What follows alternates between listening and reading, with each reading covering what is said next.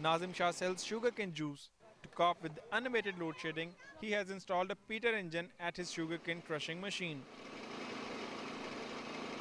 Road shedding की वजह से मैं इतना तंग होता था, कोई हिसाब नहीं। मेरी तकरीबन 4-5 हज़ार की दिहाड़ी टूट जाती थी दिहाड़ी की। फिर मैंने तंग आकर ना मैंने पेट्रोल पे अपना वेलना किया। Most areas of the country, especially Sindh and Punjab, are experiencing simmering summer, which coupled with the load shedding has badly affected the business and made people's life miserable. 6 घंटे लाइट आउंदी मुल्क च 12 घंटे light आउंदी कोई निज़ाम ही कोई नहीं हैगा। रोटी खान तो आवाज़ार ने एक टाइम पकदी 2 टाइम पकदी नहीं।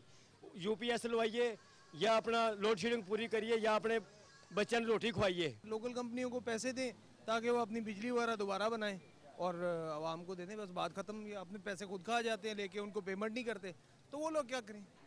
Business of small hotels and roadside takeaways has also been badly hit by the load shedding.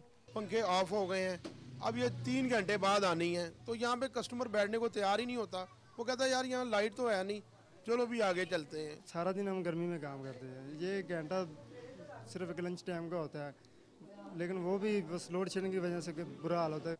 People say that the government is making mere claims and not taking any solid steps, as it is not serious in eliminating load shedding from the country. Umair Ali, Dawn News, Lahore.